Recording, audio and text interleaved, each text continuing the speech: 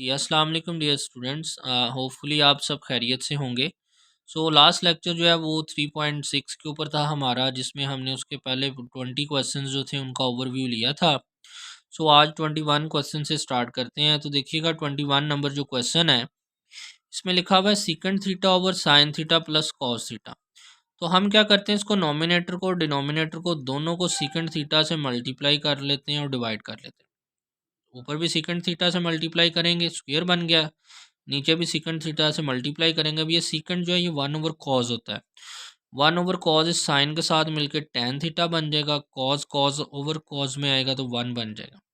अब यहाँ पे आप लोग देख सकते हैं कि नीचे फंक्शन है और ऊपर उसका डेरिवेटिव कंप्लीट हो रहा है। कि tan थीटा का डेरिवेटिव होता है सीकेंट स्क्वायर थीटा और 1 का 0, तो नीचे फंक्शन ऊपर उसका डेरिवेटिव कंप्लीट है। सारे का इंटेग्रल क्या आ जाएगा, नीचे वाले फंक्शन के साथ लॉग लिख देंगे। तो लॉग tan थीटा प्लस 1 आ गया। अपर लिमिट पाई/4 पुट करेंगे तो 1 बन जाएगा। तो लॉग 1 + 1 2 हो जाएगा। माइनस लोअर लिमिट 0 पुट करेंगे तो tan 0 0 होता है, तो लॉग 1 रहेगा। लॉग 1 भी 0 हो गया तो लोअर लिमिट इसकी वैसे ही कम्प्लीटली 0 हो गई। तो इसका आंसर लॉग 2 रह जाएगा जस्ट। उसके बाद क्वेश्चन नंबर 22 है। ये एक्सरसाइज का बेहद इंपॉर्टेंट क्वेश्चन है और एक एग्जांपल भी है मॉड वाली। बेसिकली ये जो क्वेश्चन है इसमें देखें x-3 का मॉड लिखा हुआ है। अब पहली बात आप लोगों को पता है कि मॉड की डेफिनेशन है कि जब भी कोई नंबर के ऊपर मॉड होता है तो मॉड ख़त्म करते हैं तो प्लस और माइनस लिखते हैं साथ। तो पहला तो स्टेप यही है कि अगर आप लोग मॉड ख़त्म करेंगे ना तो आप लोग इसको प्लस और माइनस लिखेंगे। अब जब प्लस और माइनस लिखेंगे ना तो ये दो फंक्शंस बन गए, एक प्लस में और एक माइनस में। तो एक फंक्शन जो है वो माइनस के साथ x-3 dx लिखेंगे इंटेग्रल में, और एक प्लस के साथ लिखेंगे। तो ये लिख दिया। अब आप लोग लिमिट्स देखें, यहाँ पे लिमिट तो थी -1 से 5। जब इंटेग्रल को ब्रेक किया माइनस वाले फंक्शन के साथ लिखा है और प्लस प्लस वाले फंक्शन के साथ लिखा है, तो अब इनकी लिमिट्स जो है वो -1 से 3 और 3 से 5 लिखी गई हैं। अब यहाँ पे ना एक तो ये कि लिमिट की प्रॉपर्टी अप्लाई की है उसने, कि लिमिट की प्रॉपर्टी ये कि अगर आपके पास इंटेग्रल a से c तक है f(x) dx, और a से c लोअर लिमिट a है, अपर लिमिट c है, a और c के दरमियान अगर कोई नंबर आ रहा है तो आप लोग उस नंबर के ऊपर अपना इंटेग्रल ब्रेक कर सकते हैं। उस पर आंसर पे फ़र्क नहीं पड़ता। फॉर एग्जांपल अगर a और c के दरमियान b आ रहा है तो आप इंटेग्रल को a से b f(x) dx plus integral b से c f(x) dx लिख सकते हैं। इससे आंसर पे फ़र्क नहीं पड़ता, इंटेग्रल जो है वो वे सेम आंसर देता है। कि आपके पास अगर a से c के बिटवीन कोई नंबर है और उस नंबर पे आप इंटेग्रल ब्रेक करना चाह रहे हैं तो आप लोग कर सकते हैं। तो उससे क्या होगा, a से b और b से c इंटेग्रल बन जाएगा। तो सेम वही काम यहाँ पे ये हो रहा है कि हमने अपना इंटरवल जो है ना वो -1 से जो 5 तक था, कि आपके पास ये रियल लाइन है, यहाँ पे -1 है, यहाँ पे 5 है। तो -1 से 5 इंटरवल जो इसको 3 के ऊपर ब्रेक किया। अब ये हमें कैसे पता चला कि 3 के ऊपर ब्रेक करना है, तो ये जो मॉड के अंदर टर्म है ये बताएगी हमें। मॉड के अंदर जो टर्म है x-3, इसको 0 रखें तो यहाँ से x का आंसर जो है वो क्या बन जाता है, 3 बन जाता है। तो यहाँ से हमें पता चला कि ये वो पॉइंट है जिसके ऊपर हमारा फंक्शन जो है वो ब्रेक होगा। तो x-3 को 0 किया तो x = 3 आ गया। अब हमारा -1 से 5 तक इंटेग्रल जो था इसको हमने -1 से 3 और 3 से 5 तक लिख दिया। और लोअर लिमिट्स जो है माइनस इंटेग्रल, एक इंटेग्रल में माइनस आ गया और जो लिमिट्स बढ़ी हैं उनमें प्लस वाली वैल्यू लिख दी है। तो ये इसलिए इम्पोर्टेंट क्वेश्चन है कि इसमें चूंकि मॉड आ गया तो मॉड को ख़त्म करेंगे, एक इंटेग्रल की वैल्यू माइनस में आएगी और एक इंटेग्रल में फंक्शन जो है वो प्लस में आएगा। और लिमिट्स इसकी ब्रेक करेंगे -1 से 3 तक और 3 से 5 तक। और ये 3 से हमें कैसे पता चलेगा, मॉड के अंदर वाली टर्म को 0 रखेंगे तो 3 आएगा। अब बाकी वही क्वेश्चन है, ये माइनस देखें वैसे ही है, x का इंटेग्रल x² / 2 आ गया, -3 dx का इंटेग्रल 3x आ गया। यहाँ पे भी x का इंटेग्रल x² / 2 आ गया, -3 वैसे ही, और 1 dx का इंटेग्रल x आ गया। अब इनमें अपर लिमिट्स पुट करेंगे और लोअर लिमिट्स पुट करेंगे और एट दी एंड कैलकुलेशंस हैं, आप लोग देख सकते हैं आपके पास आंसर जो है वो क्या आ जाएगा, 10 आंसर आ जाएगा इसका। इसी तरह से एक और इंटेग्रल की प्रॉपर्टी भी है कि अगर आपके पास a से b इंटेग्रल है ना f(x) dx, तो आप लोग अपना इंटेग्रल जो है ना इसकी लिमिट्स को चेंज कर सकते हैं। जो लोअर लिमिट और अपर लिमिट को ए से बी है, बी से ए भी कर सकते हैं। उससे इंटेग्रल के ऊपर सिर्फ एक फ़र्क पड़ेगा कि इंटेग्रल के स्टार्ट में माइनस आ जाएगा। तो मतलब हम अपने इंटेग्रल में लिमिट्स को चेंज कर सकते हैं, इंटेग्रल की एक दूसरे से इंटरचेंज कर सकते हैं। जब भी इंटरचेंज करेंगे तो इंटेग्रल में साथ क्या आ जाएगा, माइनस आ जाएगा। उसके बाद क्वेश्चन नंबर 23 है, देखिएगा यहाँ पे लिखा हुआ है इंटेग्रल 1 से 8 और 1/8 से 1 है, एक्स पावर 1/3 प्लस 2 का स्क्वायर है और एक्स पावर 2/3। सिंपली ये जो डिनोमिनेटर में एक्स पावर 2/3 है ना, इसको ऊपर शिफ्ट कर लें, एक्स पावर -2/3 बन जाएगा। तो ये फंक्शन की पावर और साथ में फंक्शन का डेरिवेटिव बन रहा है। आप लोग चेक कर सकते हैं, एक्स की पावर 1/3 जो है इसका डेरिवेटिव क्या होता है, पावर 1/3 पहले आएगी और 1/3 में से 1 माइनस करेंगे तो वो -2/3 बनेगी। सिर्फ वो 1/3 नहीं है, तो इसके लिए इंटेग्रल को 3 से मल्टीप्लाई भी करवा लेते हैं और 3 से डिवाइड भी करवा लेते हैं। तो अब यहाँ पे आप लोग देख सकते हैं कि ये फंक्शन की ये पावर है 2 और साथ में फंक्शन का डेरिवेटिव कंप्लीट हो रहा है 1/3 एक्स पावर -2/3 dx। तो अब इस सारे का जो इंटेग्रल है वो क्या आ जाएगा, इस फंक्शन की पावर में एक ऐड करेंगे, उतने पे डिवाइड कर देंगे। और लोअर लिमिट जो है वो 1/8 है और अपर लिमिट 1 है। अब ये 3 से 3 कैंसिल हो गए, यहाँ पे एक्स जगह पे अपर लिमिट 1 पुट कर देंगे, माइनस इसी एक्स की जगह पे लोअर लिमिट 1/8 पुट कर देंगे और ऊपर ये पावर 3 जो है वैसे ही। ये 1 पावर 1/3 1 आ गया, प्लस 2 आ गया और यहाँ पे सारे की पावर होल 3 भी है ये वाली, माइनस ये 1/8 जो है, ये 1/8 जो है इसको 2 पावर 3 लिख सकते हैं, तो 3 से 3 कट के बेसिकली ये 1/2 रह जाएगा और प्लस 2 आपके पास बच जाएगा। और ये 2 + 1 3 पावर 3, 3 पावर 3 जो है 27 और ये 5/2 पावर 3, 5 125 होता है, 2 पावर 3 8 होता है। तो इन दोनों टर्म्स का एलसीएम लें तो 91/8 आंसर आ गया। उसके बाद क्वेश्चन नंबर 24 बेहद आसान क्वेश्चन, एक इम्प्रॉपर फ्रैक्शन है। इस पे लिखा हुआ है एक्स स्क्र -2/x+1, नीचे पावर 1 है ऊपर 2 है, हम इसको डिवीजन कर सकते हैं। तो डिवीजन करके देखें, इसको लिख सकते हैं x-1 -1/x+1। अब इनका इंटेग्रल ले लें, एक्स डी एक्स का इंटेग्रल सेपरेट कर दें, -1 dx का इंटेग्रल सेपरेट और 1/x+1 dx का इंटेग्रल सेपरेट। एक्स का इंटेग्रल आ गया x²/2, 1 dx का इंटेग्रल x आ गया और ये नीचे फंक्शन ऊपर इसका डेरिवेटिव कंप्लीट है तो log x+1 आ जाएगा। तो अब इस सब को इंटीग्रेट कर लें और अपर और लोअर लिमिट्स पुट कर लें, करने के बाद कैलकुलेशंस आप लोग कर लीजिएगा।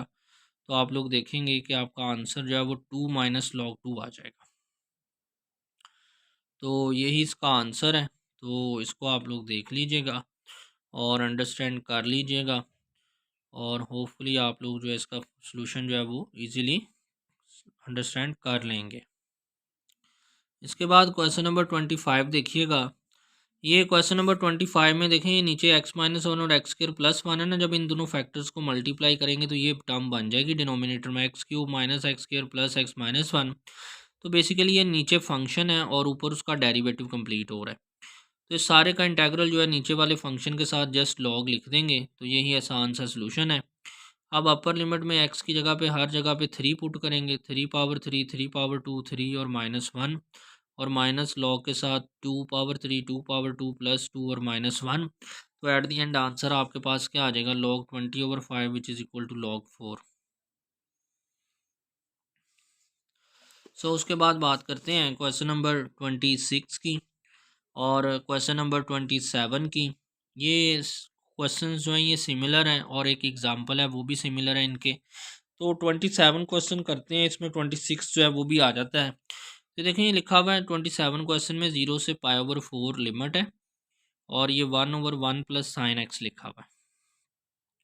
इसको रैशनलाइज कर लें, 1 - sin x से मल्टीप्लाई भी कर दें और 1 - sin x से डिवाइड भी कर दें। जो 1 - sin x से आप लोग डिवाइड करेंगे वो 1 + sin x और 1 - sin x 1 - sin² x बन जाएगा, जो कि किसके बराबर होता है, cos² x के।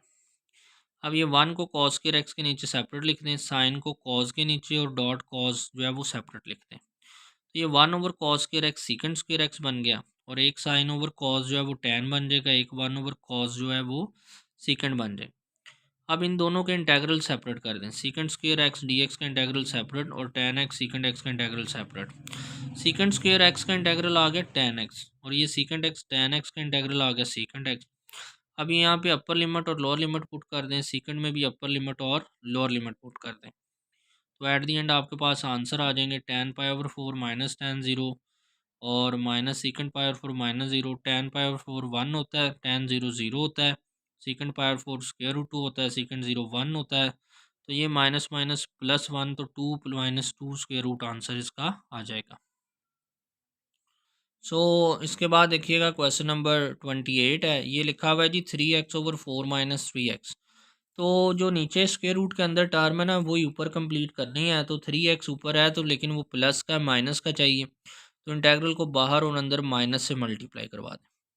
अब 4 चाहिए, 4 ऐड भी कर लें, 4 सब्ट्रैक्ट भी कर लें। ये पहले जो 4 माइनस थ्री एक्स है इसको इसके नीचे सेपरेट लिख लें और माइनस 4 और ये बाहर वाला माइनस और माइनस 4 हो गया प्लस का, और integral 4 minus three x separate लिख लें स्क्वायर रूट में।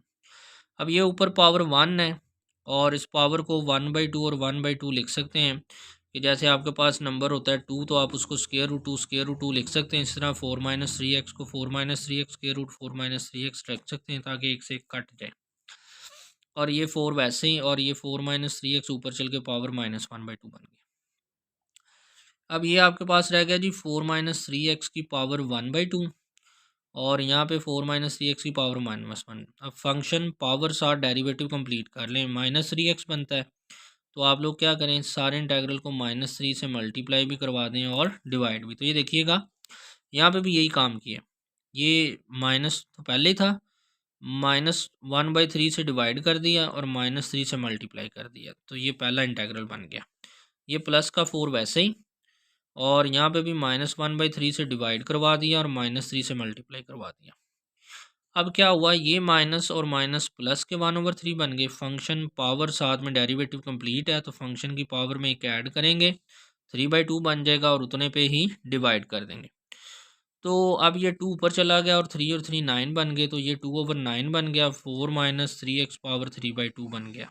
ये आपके पास यहाँ पे भी फंक्शन पावर फंक्शन का डेरिवेटिव कंप्लीट है तो फंक्शन की पावर में एक ऐड करेंगे और उतने पे डिवाइड करेंगे, तो पावर 1/2 बन जाएगी और 1/2 आ जाएगा तो 2 ऊपर चला जाएगा, 2 और 4 8 बन जाएंगे। अब देख लें बाकी कैलकुलेशंस हैं, अपर लिमिट्स पुट कीजिएगा और लोअर लिमिट्स पुट कीजिएगा तो आप लोगों को इसका आंसर मिल जाएगा। होपफुली आप लोग जो है वो कैलकुलेशन जो है वो देख रहे होंगे और आप लोगों को कैलकुलेशन जो है वो इजीली अंडरस्टैंड हो रही होंगी। ये क्वेश्चन नंबर 29 है और 38 दोनों सिमिलर क्वेश्चन हैं, दोनों बड़े इंपॉर्टेंट हैं, लॉन्ग पार्ट हैं, दोनों ही पार्शियल फ्रैक्शंस के ज़रिए से सॉल्यूशन देते हैं, इसके अलावा कोई हल नहीं है इनका। अब यहाँ पे देखिएगा ये दोनों क्वेश्चन आप लोगों के लिए याद रखने के भी हैं। यहाँ पे नीचे साइन लिखा, ऊपर इसका डेरिवेटिव कॉस लिखा है। इसका मतलब अगर इस साइन एक्स को हम कोई और वेरिएबल पुट कर लेना, जैसे उसने टी पुट किया हुआ है, तो साइन एक्स यहाँ पे टी पुट करें तो ये टी बन गया, ये 2 + टी बन गया। अब इंटीग्रेशन में जब भी कोई सब्स्टिट्यूशन करते साथ उसका डेरिवेटिव लेते हैं, तो साइन एक्स का डेरिवेटिव आ गया कॉज एक्स डी एक्स और टी का आ गया डी टी।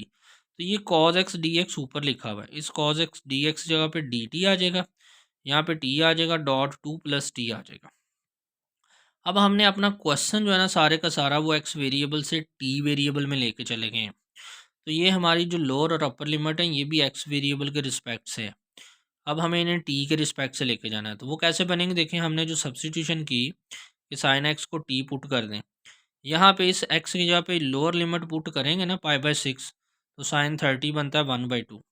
इसका मतलब जो है वो नई लिमिट जो है π/6 की जगह पे आपके पास क्या आ जाएगा π/2 आ जाएगा। इसी तरह से अपर लिमिट π/2 यहाँ पे पुट करेंगे तो साइन 91 होता है, तो अपर लिमिट 1 आ गई, तो लोअर लिमिट 1/2 और अपर लिमिट 1 बन जाएगी। तो ये देख लें नेक्स्ट पेज पे लिखा भी हुआ है, तो ये देख लीजिएगा कि एक्स की जब वैल्यू π/6 थी, एक्स में लोअर लिमिट π/6 थी, तो वो टी में क्या बन गई है 1/2 बन गई। तो ये हमारा जो सारा इंटेग्रल था एक्स वेरिएबल में वो अब टी वेरिएबल में ये बन गया। अब हमें ये टी और 2 + टी की करनी है पार्शियल फ्रैक्शन, तो इसके 1/t + 2t के उसने ना सेपरेट में पार्शियल फ्रैक्शंस किए हुए हैं। तो पार्शियल फ्रैक्शन जो हैं वो सेपरेट में करके ये देखें, ये सारे के सारे उसने पार्शियल फ्रैक्शंस किए हुए हैं। कि उसने क्या किया है कि ये 1/t इंटू 2+t है, तो a/t लिख दिया प्लस b/2t लिख दिया। अब आप लोग ना यहाँ पे आसानी से ज़ुबानी भी याद रख सकते हैं कि ये क्वेश्चन का पार्ट नहीं है, बेसिकली एग्ज़ाम में ना भी लिखें तो बात बन जाएगी। तो आप लोग वैसे भी ज़ुबानी याद रख सकें, ए का आंसर 1/2 आना है तो 1/2t बन जाना है, और बी का आंसर -1/2 आना है तो माइनस के 1/2 इंटू 2+t बन जाता है। तो ये देख लें उसने लिखा हुआ है कि मतलब आपके पास ये जो सारा इंटेग्रल है ये अब किसके बराबर आ गया, 1/2t और माइनस के 1/2 इंटू 2+t। तो ये आपका सारा इंटेग्रल बन जाएगा 1/2 से 1 तक। तो ये देख लें कि 1/t इंटू 2+t के पार्शियल फ्रैक्शन किए तो ये दो टर्म्स थी, तो ये इनके दो पार्शियल फ्रैक्शन ये बन गए। अब ये 1/2 जो है ना वो दोनों इंटेग्रल्स में कॉमन आ रहा है, कॉमन ले लें, बाकी सब की इंटीग्रेशन कर लें। 1/t का इंटेग्रल आएगा log t, के नीचे फंक्शन और ऊपर उसका डेरिवेटिव कंप्लीट है, log t आ गया। तो ये 1/2 तो कॉमन आ गया, तो 1/2+t रह गया, इसका भी इंटेग्रल log 2+t ही आ रहा है। और इनकी लिमिट्स हैं 1/2 से 1 लोअर और अपर, ये पुट कर दें, सिंपल सी बात है। तो ये देख लीजिएगा आप लोग एट दी एंड कि उसने भी यही सोल्यूशन लिखा हुआ है आप लोगों के लिए। ये 1/2 वैसे ही है, 1/t की जगह पे आ गया log t, और ये माइनस का 1/2 वैसे ही है, log 2+t आ गया। अब इनमें अपर लिमिट्स पुट की हैं और लोअर लिमिट्स पुट की हैं, एट दी एंड आंसर जो है वो 1/2 टाइम्स log 5/3 आ गया। उसके बाद लास्ट क्वेश्चन है 30 नंबर एक्सरसाइज का, ये देख लीजिएगा। अब यहाँ पे नीचे cos x है, ऊपर इसका डेरिवेटिव sin x बन रहा है, सिर्फ यहाँ पे साथ माइनस चाहिए। तो देखिए उसने इस cos x को t पुट किया है, तो ये 1+t 2+t बन जाएगा, जिसके दो लीनियर फैक्टर हैं, नीचे पार्शियल फ्रैक्शन होंगे। अब देखें cos t x को t पुट किया तो दोनों का डेरिवेटिव लें, cos x का sin x dx आ गया, और इधर dt आ गया। cos का डेरिवेटिव होता है माइनस साइन t, तो यहाँ पे minus sine x d x आना है, और यहाँ से साइन एक्स डी एक्स जो है वो इक्वल आ जाएगा माइनस डी टी के। तो ये जो ऊपर साइन एक्स डी एक्स लिखा हुआ है, इस सारे की जगह पे इंटेग्रल में आ जाएगा माइनस डी टी, और 1+t और 2+t आ गया कॉस की जगह पे। अब हमारा क्वेश्चन जो है वो एक्स वेरिएबल से टी वेरिएबल में चला गया है, तो हमारी लिमिट्स भी ऑब्वियसली जाएंगे। अब हमने जो सब्सटीट्यूशन की है cos x is equal to T, तो ज़ीरो वैल्यू पुट करें x में, cos 0 1 होता है तो लोअर लिमिट 1 बन गई, और x की जगह पे π/2 पुट करें, cos 90 0 तो t की वैल्यू 0 आ गई। तो ये देख लें x 0 पुट किया है तो t का आंसर 1 आ गया, x π/2 पुट किया है तो t का आंसर 0 आ गया। तो लोअर लिमिट जो है वो 1 बन गई, अपर लिमिट जो है वो 0 बन गई। अब यहाँ पे ये लिमिट की प्रॉपर्टी भी लिखी हुई है एक, जो मैंने पहले भी बताई थी, इंटेग्रल की सॉरी प्रॉपर्टी, कि हम लोअर और अपर लिमिट को जब भी इंटरचेंज करेंगे तो इंटेग्रल के बाहर माइनस आएगा। तो ये देखिए नई लिमिट्स में छोटा नंबर ऊपर है, बड़ा नंबर नीचे है, जब हम इनको एक दूसरे से इंटरचेंज करेंगे तो इंटेग्रल के बाहर माइनस आएगा, वो माइनस इस डी टी वाले माइनस को क्या कर देगा, प्लस कर देगा। तो यही उसने काम किया है कि वो माइनस जो था वो उसने प्लस बना दिया, और यहाँ पे लिमिट्स जो हैं वो 1 आनी थी और यहाँ पे 0 आनी थी। अब ये 1/1+t.2t जो है ये आपका इंटेग्रल है, इसको आपने वैल्यूएट करना है। तो ये भी इसका इंटेग्रल कोई नहीं जब तक इसके पार्शियल फ्रैक्शन ना करें। तो ये 1/t और +t और 2+t के उसने ये इंटेग्रल में सेपरेट में ना पार्शियल फ्रैक्शंस किए। तो ये भी आप लोग ज़बानी याद रख सकते हैं, ए का आंसर जो है ना वो 1 आता है और बी का आंसर -1 आता है।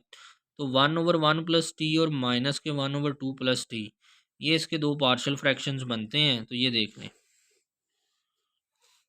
तो ये पार्शियल फ्रैक्शन जब इस सारे की जगह पे यहाँ पे आप ये 1/1+t और माइनस के 1/2+t, अब इनका इंटेग्रल्स क्या होंगे, वही बात, दोनों का इंटेग्रल सेपरेट कर लिया उसने, 1/1+t का भी और 1/2 प्लस, नीचे फंक्शन ऊपर डेरिवेटिव, नीचे फंक्शन ऊपर डेरिवेटिव, दोनों का इंटेग्रल लॉग के साथ आ गया, और एट दी एंड देखें log 4/3 जो है इसका आंसर आ गया है। जी अब इसी एक्सरसाइज की ना कुछ एग्जांपल्स हैं, ये लाजमी कर लीजिएगा। जैसे ये एग्जांपल नंबर 1 है पेज 157 पे, सिंपल इंटीग्रेशन करनी है और फंक्शन में लिमिट्स पुट करनी है तो आंसर आ जाएगा। इस तरह से ये वाला इम्प्रॉपर फ्रैक्शन है x square plus one over x plus one है, आप लोग पहले इसकी डिवीजन करेंगे और डिवीजन करके आपके पास यही आ जाएगा x minus one two over x plus one, integrate करेंगे ये आंसर आ जाएगा। अपर और लोअर लिमिट्स पुट करने के बाद ये आंसर आ गया 1/2 प्लस 2 log 3/2। उसके बाद एग्जाम्पल नंबर 2 का पार्ट 1 है, ये देखिएगा ये भी इम्प्रॉपर फ्रैक्शन है, ऊपर पावर 3 है नीचे पावर 2 है। तो इसको भी डिवाइड करेंगे, जब डिवाइड करेंगे तो उसका आंसर आएगा x plus one over x square plus 9। तो एक्स का इंटेग्रल आ गया एक्स स्क्र ओवर 2, और ये 1 ओवर एक्स स्क्र प्लस 9 जो है ये 9 को 3 पावर 2 लिख सकते हैं, तो ये अगेन वही बनेगा 1/a tan inverse x over a. अब ये फार्मूला लिख भी दिया उसने। तो अब ये इनके ऊपर अपर और लोअर लिमिट्स पुट करेंगे तो एट द एंड आपके पास ये आंसर आ जाएगा 3/2 प्लस 5/18। सेकंड पार्ट है, इसमें लिखा हुआ है सीकेंड x into सीकेंड x plus ten x. Obviously सीकेंड को सीकेंड से मल्टीप्लाई करेंगे स्क्वेयर बन जाएगा सीकेंड x ten x. Secant square x का इंटेग्रल क्या आ जाएगा आपके पास टेन एक्स, और ये सीकेंड एक्स टेन एक्स का इंटेग्रल जो है वो सीकेंड एक्स आ जाएगा। इनमें अपर और लोअर लिमिट पुट करें, इसमें भी अपर और लोअर लिमिट्स पुट करें तो आपके पास ये आंसर स्क्वेयर रूट 2 में आ जाएगा। ये वही क्वेश्चन नंबर 26 और 27 के सिमिलर है। 27 में सिर्फ यहाँ पे 1 प्लस साइन एक्स लिखा था, यहाँ पे 1 माइनस साइन एक्स लिखा है। वही रैशनलाइज करेंगे, 1 प्लस साइन एक्स से मल्टीप्लाई डिवाइड करेंगे, नीचे ए माइनस बी ए प्लस बी, तो 1 minus sine square theta cos square theta बन गया। 1 को कॉस स्क्वायर थीटा के नीचे सेपरेट लिखेंगे तो ऊपर चल के सीकेंड बन जाएगा। साइन को एक कॉस के नीचे लिखेंगे टैन बन जाएगा, और एक 1 ओवर कॉस सीकेंड बन जाएगा। तो ये देख लीजिएगा, ये सारे का सारा इसका सोल्यूशन लिखा हुआ है as it is. Again mod वाला क्वेश्चन है, एग्जांपल है, बड़ी इंपॉर्टेंट है। वही जब मॉड ख़त्म करेंगे एक्स का तो एक प्लस में आएगा एक माइनस का, इसका मतलब माइनस वाला इंटेग्रल जो है वो सेपरेट लिखेंगे। ये देखें उसने लिखा हुआ ये एक्स वैसे ही और प्लस माइनस के एक्स की वैल्यू, और इसी तरह से यहाँ पे एक्स और ये प्लस एक्स की वैल्यू। अब इसकी लिमिट्स जो है -1 से 2 तक थी, उसने कहाँ पे ब्रेक की है -1 से 0 और 0 से 2। और ये हमें कैसे पता चला, तो ये मॉड के अंदर जो नंबर एक्स है इसको ज़ीरो किया तो यहाँ से एक्स का आंसर ज़ीरो आ गया। इसका मतलब -1 से ब्रेक होना इंटरवल 0 तक और 0 से 2 तक। ये तो एक्स से एक्स कट के तो वैसे ही ज़ीरो इंटेग्रल हो गया, इसको छोड़ दें, और ये एक्स और एक्स 2x बन गए, 2 बाहर लिख लें, एक्स का एक्स स्क्वायर ओवर 2 बन गया, इंटीग्रेशन 2 से 2 कट गया तो एक्स स्क्वायर में अपर और लोअर लिमिट पुट करें, आंसर आ जाएगा आपके पास। उसके बाद एग्जांपल नंबर 7 है, इंटीग्रेशन बाय पार्ट्स करेंगे एक्स कॉज एक्स की, x sine x plus cos x answer आ गया। इसमें अपर और लोअर लिमिट पुट करेंगे तो you will get your answer. Similarly example number 8 x log x, again integration by parts. Practice से आप लोगों के लिए 3.4 में ऑलरेडी क्वेश्चन किया हुआ है। तो एक्स लॉग एक्स का आंसर ये आ गया, इसमें अपर और लोअर लिमिट पुट करेंगे तो आंसर 1/4 ई स्क्वेयर ओवर 4 आ जाएगा। अब उसके बाद बात करते हैं इसके क्वेश्चन नंबर 9 की। क्वेश्चन नंबर 9 ये MCQs हैं, देख लिया उसने ना, -2 से 1 एफ ऑफ एक्स जो भी इंटेग्रल है ना, इसका आंसर बताया हुआ 5 आर है। 1 से 3 एफ ऑफ एक्स जो भी इंटेग्रल है इसका आंसर बताया हुआ 3 आर है। और -2 से 1 जी ऑफ एक्स डी एक्स जो भी इंटेग्रल आ रहा है इसका आंसर बताया हुआ है 4 है। अब वो कह रहा है जी evaluate the following definite integrals के -2 to 3 f of x d x किसके बराबर है। अब देखें उसने गिवन किया हुआ -2 से 1 तक की वैल्यू और 1 से 3 तक की वैल्यू। तो ये -2 से 3 पूछ रहा है तो हम अपने इस इंटरवल को ब्रेक कर लेते हैं कि -2 से 3 f of x d x जो इंटेग्रल है उसको ब्रेक करके लिख लेते हैं -2 से 1 F of x d x और +1 से 3 एफ ऑफ एक्स डी। इसकी वैल्यू 5 गिवन है ऊपर क्वेश्चन में, और इसकी वैल्यू 3 गिवन है, तो 5 + 3 आंसर 8 आ गया। इसी तरह सेकंड में -2 से 1 2 F of x plus 3 G F x की वैल्यू पूछ रहा है। पहले तो इनका इंटेग्रल सेपरेट करें ना, इंटेग्रल एफ ऑफ एक्स का सेपरेट होगा 2 इंटेग्रल से बाहर, और इंटेग्रल जी ऑफ एक्स के साथ सेपरेट आएगा और 3 बाहर आएगा। -2 से 1 एफ ऑफ एक्स इंटेग्रल का आंसर क्या गिवन है 5, तो वो 5 2 से मल्टीप्लाई को 10 हो जाएगा। और जी ऑफ एक्स इंटेग्रल का -2 से 1 आंसर क्या है 4, 4 3 से मल्टीप्लाई होकर 12 हो जाएगा। तो 10 + 12 तो टोटल आंसर क्या आ जाएगा 22 आ जाएगा। तो ये देख लें, ये आप लोगों की बुक के ऊपर एज इट इज़ लिखे हुए हैं। तो इसी तरह से इसका थर्ड पार्ट है। तो ये 3.6 एक्सरसाइज थी, बेसिकली एग्जांपल्स भी सारी डिस्कस कर ली हैं 2 पार्ट्स में, और क्वेश्चंस भी डिस्कस हो गए हैं, तो होपफुली अब आप लोग इनको बड़े अच्छे से अंडरस्टैंड कर लेंगे और समझ भी लेंगे। इनकी प्रैक्टिस ज़रूर कीजिएगा। सो इंशाल्लाह नेक्स्ट लेक्चर जो होगा हमारा वो 3.7 के ऊपर होगा। सो इसी के साथ आप सब बच्चों को अल्लाह हाफ़िज़।